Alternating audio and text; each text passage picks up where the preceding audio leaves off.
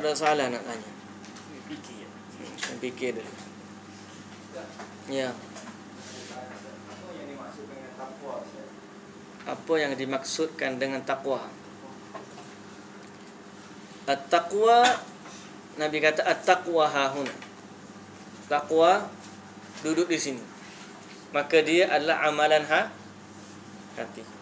Takwa adalah amalan hati. Dengan hati yang bertakwalah manusia menjadi seorang yang bertakwa kepada Allah Subhanahu wa taala. Jadi, apakah yang dimaksudkan dengan hati yang bertakwa? At-taqwa ialah takut kepada Allah, atau an taj'ala bainaka wa baina 'adzabillahi wiqayah. Menjadikan antara diri dan azab Allah itu satu dinding. Maka dinding itu yang menghalang kita dari azab Allah. Dinding itu yang menghalang kita dari kemurkaan Allah. Maka hati yang mempunyai dinding itu, hati yang mempunyai perisai, hati yang mempunyai perisai dari azab Allah, maka itulah hati yang bertakwa. At-taqwa ialah takut kepada Allah dan menjadikan diri selamat dari azab Allah. Secara mudahnya macam ni. Seorang yang takut kepada kemalangan tetapi tetap bawa derah. Bawa laju, bawa kereta laju. Sikap kita baru ni 224 lebih lah. Antara rekod yang agak tinggi yang disebut sebagai yang tidak berjaya. Sikap tahun ni yang antara yang tidak berjaya. Ramai orang takut kepada kemalangan. Kalau tanya kita semua takut tak kalau aksiden? Takut. Tapi bila bawa kereta derah, laju macam kilat. Derah. Lampu merah langgar semacam. Motor ni kalau tak wheelie tak sah. Siapa balik kampung dengan motor ni? Nah, balik. Tahu takut, tapi bawa laju juga. Baik. Seorang yang takut kepada Allah, tetapi tetap saja melakukan maksiat kepada Allah. Tahu ada neraka, tapi buat juga maksiat. Maka orang ini tidak ada takwa di dalam. Takwa ialah sesuatu yang menjadikan manusia itu menahan diri dari maksiat, menahan diri daripada azab Allah Subhanahu wa taala. Bila kita tahu adanya azab, maka kita menahan diri daripada maksiat. Bila kita tahu aksiden, bawa laju ni aksiden, maka kita bawa perlahan. Maka sifat menyedarkan kita daripada bawa laju itu, itulah takwa. Bila kita takut langgar lampu merah, kita tekan brek. Tekan. Sifat menjadikan kita tekan itu adalah sifat takwa. Seorang yang takut tanpa berusaha mendekatkan diri kepada Allah, menjauhkan diri dari azab Allah, maka itu tidak takwa. Takut saja belum takwa.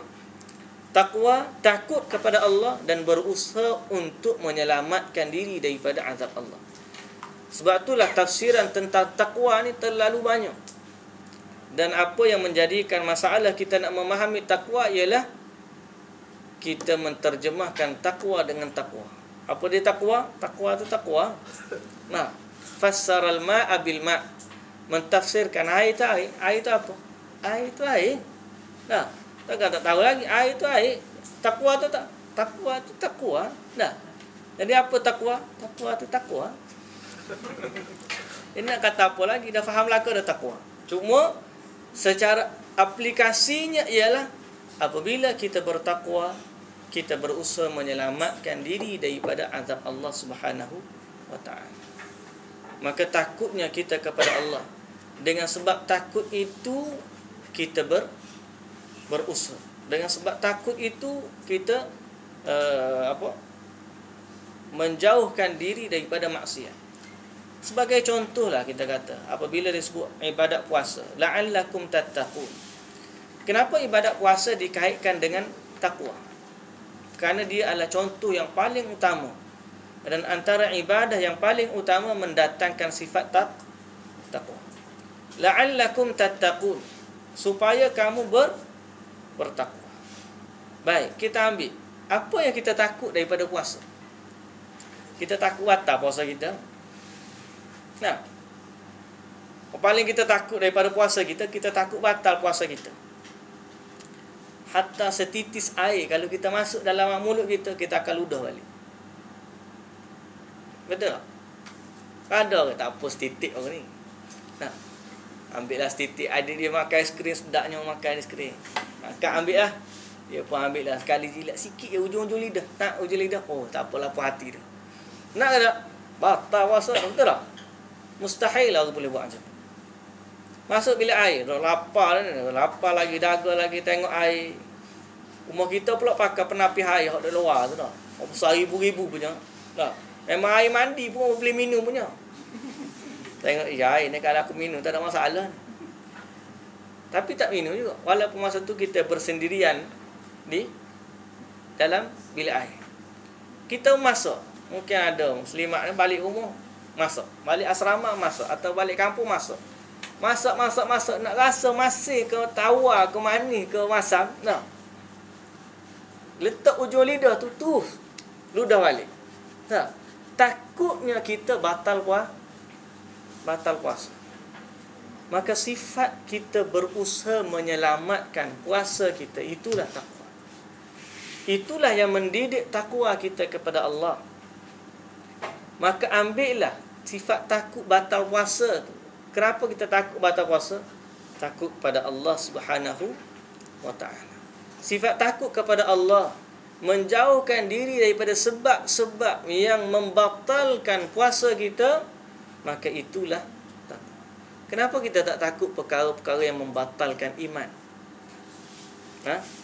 Ramai orang yang tak takut kepada perkara yang membatalkan iman lebih daripada perkara yang membatalkan puasa. Walhal iman dengan puasa tu lagi besar iman. Batal puasa tak batal solat. Betul tak?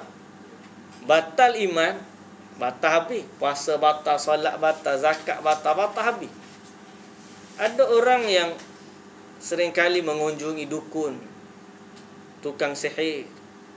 Ada orang yang menyatakan pernyataan yang menghina Islam, yang boleh menggugat keimanan. Orang yang tidak jaga hubungan dengan Allah Subhanahu wa ta'ala. Kenapa tidak diambil sifat takutnya kepada Allah dalam ibadah puasa, diletakkan dalam ibadah-ibadah yang lain? Maka itulah sebenarnya takwa. Rasa takut kepada Allah. Tapi takut bukan takut saja. Aku takut batal puasa ni, tapi makan selamba je makan. Tak. Sifat takut itulah takwa. Jadi macam mana kita nak menyelamatkan diri daripada azab Allah? Buat Allah suruh, tinggal Allah larang. Sebab itulah antara yang takwa ni banyak pendetilan di kalangan ulama, tapi yang nyatanya at-taqwa, Nabi kata at-taqwa hahuna. Takwa ni duduk di sini. Wallahu a'lam. Ada salah nak tanya? Cerita malam ni boleh baca sendiri sebenarnya tu. Baca sendiri. Hadam betul-betul. Tinggal lagi bila masa nak buat. Kalau boleh, semua perkara ni boleh berhimpun dalam diri kita dalam satu saat, satu masa. Tak ada masalah. Amalan hati dia boleh berkumpul dalam satu masa, tak ada masalah.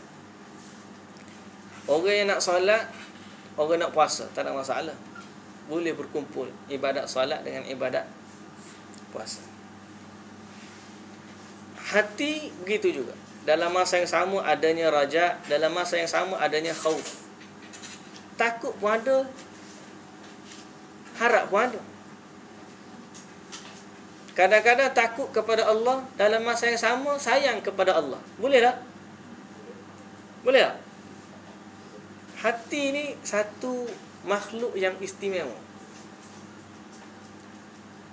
Makhluk yang istimewa. Sayang. Dalam masa yang sama kita boleh sayang pada banyak orang. dan tidak akan habis sifat sayang kita. Kalau bagi sedekah habis. Bagi sedekah piti kita habis. Tapi sifat kasih sayang, lagi banyak kita mengasihi orang, lagi tinggi kasih sayang kita. Merahmati, begitu juga. Lagi banyak kita merahmati manusia atau binatang atau tumbuhan, maka lagi tinggi sifat rahmat dalam hati kita. Kasih kepada Allah, kasih kerana Allah, benci kerana Allah. Boleh berhimpun dalam satu hati? Boleh. Jadi hati ni makhluk yang istimewa. Di dalamnya, walaupun dia tu kecil dia, di dalamnya berhimpun banyak amal. Dan dia berada dalam satu masa yang sama. Yang kita baca tadi, tawakal, taubat, harap, takut, apa lagi? Rendah diri, tidak ta'ajub, tidak hasad. Dalam satu masa berkumpul dalam hati kita ke semua ibadat-ibadat ini. Jadi tidak ada masalah bagi kita. Bahkan lebih banyak kita beramal, maka lebih lembut hati kita, lebih lapang hati kita, lebih hidup hati kita. Jadi suburkanlah perkara-perkara ini dalam hati. Ada lagi soalan nak tanya? Ada lah. Kalau tak ada, mesti setakat tu dulu malam ni. Nah, malam mukaddimah mula-mula ni. Mudah-mudahan kita semua akan diberi rahmat oleh Allah Subhanahu wa taala, dan mudah-mudahan kita semua diberi kekuatan untuk menjaga hati kita, menjaga iman kita, menjaga amalan kita, sehingga akhirnya kita bertemu dengan Allah Subhanahu wa taala dalam keadaan yang baik. Dan suka